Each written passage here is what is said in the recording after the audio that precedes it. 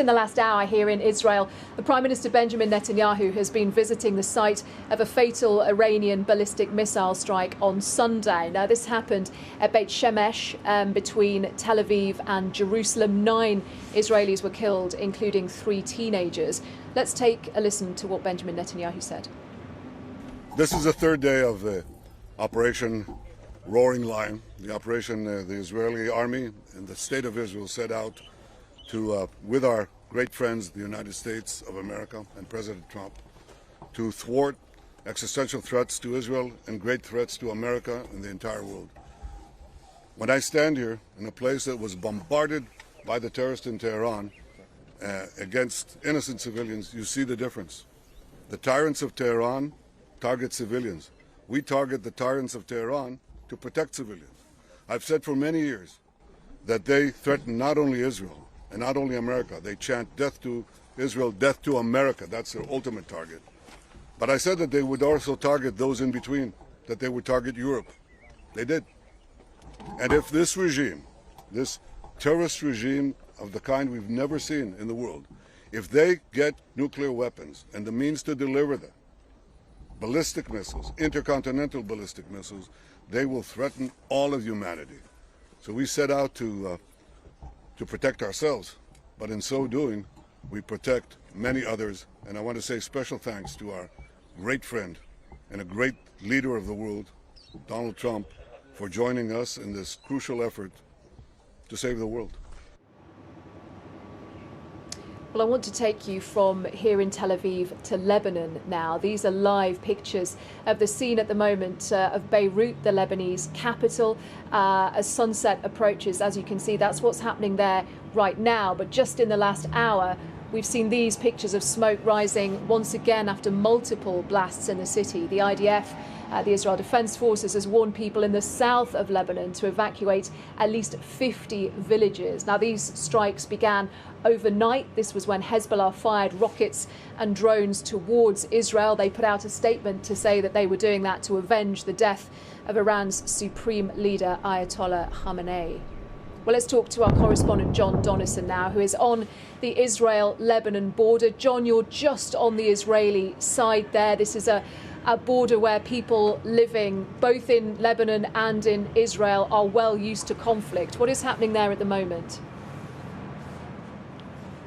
Well, this is the small town of Metula. As you say, it's about as close as to the Lebanese border as you can get. If you just look behind me, you can see the border wall there. And if you look beyond that, that ruined village behind it is actually a Lebanese village, and that was destroyed in the war between Israel and Hezbollah, 18 months ago. Now, for much of the last few years, these towns up in the north of Israel were evacuated since the war in Gaza started. People were sent away from their homes for well over a year. They've begun to return up here, and now they have the prospect of another conflict. Now, it's been relatively quiet here today. When we were driving up north, we did have to pull over at a bomb shelter because we had warnings of some rockets might be heading our way. And I was actually speaking to a reservist soldier there. Now, some 100,000 Israeli reservist soldiers have been called up for this conflict.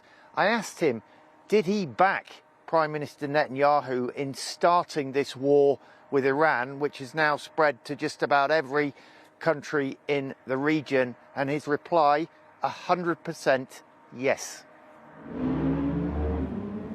John, thank you very much. John Donnison there, our correspondent in Israel, as he was saying, they're right there on the border between Israel and Lebanon. I also want to take you to Iraqi Kurdistan now. Our senior international correspondent, Orla Guerin, is there. She is in Erbil at the moment.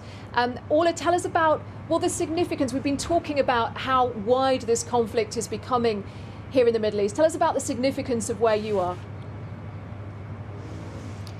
Well, I think what's very clear at this stage, Anna, is that the attack which was launched on Saturday by Israel and America has in effect lit a match in the world's most volatile region.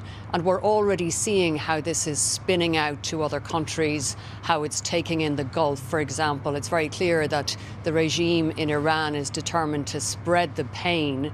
It is targeting America's Gulf allies to make sure that they come under pressure. It will be hoping that they will then in turn pressure President Trump.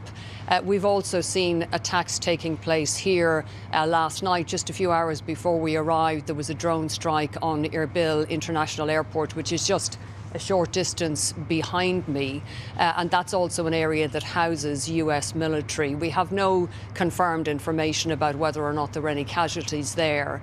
It's been quiet, Anna, in the last few hours, but this morning we had 2 rounds of drone strikes, attempts being made to target the US consulate. And I could hear one of those explosions very clearly. I think that was the interception of a Shahed drone. The government here in Iraq has declared 3 days of national mourning. It has referred to the killing of Iran's supreme leader as a blatant act of aggression. And it's very clearly worried about how what is being done by America and Israel and the retaliation that's coming from Iran could spread across the region and cause even greater instability. And I think the reality is it is simply unknowable. Nobody can be sure at this stage how events are going to play out in the coming days and weeks.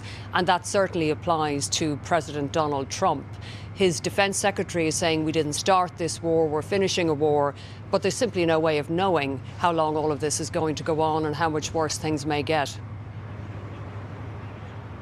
Ola, tell us a little more, because this is a region where you have covered conflict for a very long time now. Tell us about that very delicate and difficult and often fractured patchwork of relationships here in the region, as you were saying, coming under increasing unpredictable strain now. Well, particularly here in Iraq, this is a country where stability is fragile at the very best of times. And it was very striking when we arrived last night, Anna, after midnight, having driven in from the Turkish border because, of course, airspace remains closed. We came to a hotel where we've stayed many times before, and to hotel staff who we know and recognise. And it's not an exaggeration to say you could see the fear on their faces as we were arriving. And the first thing they did was advise us to stay in rooms on lower floors that would be at less risk of any potential drone strike. They took us to the basement. They wanted to see that that area where staff are normally working had been opened up to provide a space for guests if they wanted to take shelter.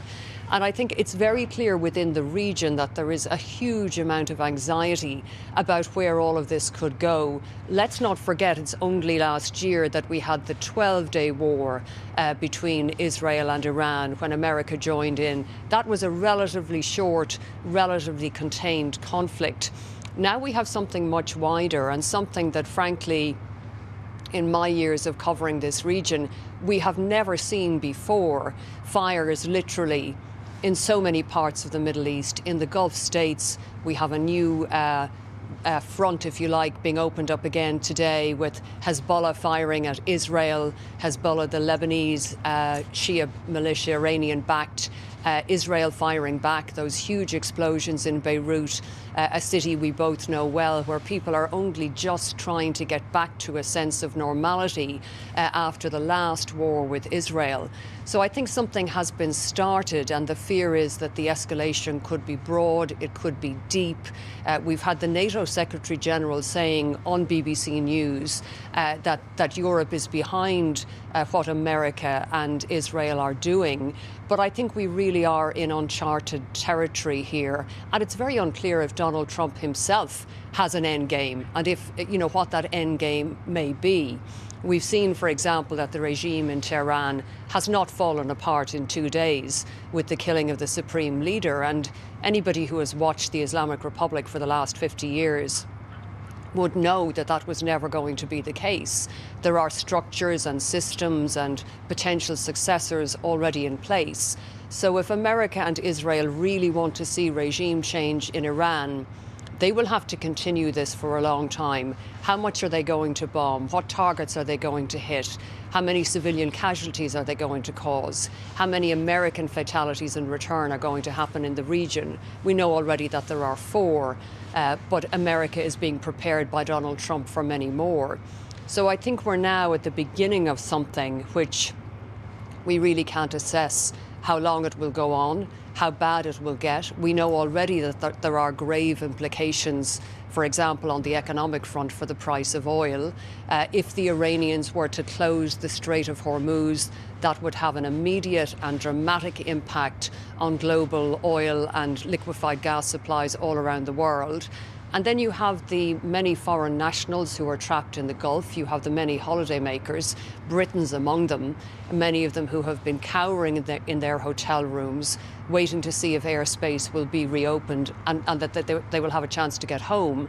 And of course, you have Britain now deciding that it will allow its bases to be used for what it's calling defensive strikes. So all around in every direction, what we see is escalation, greater risk and greater danger.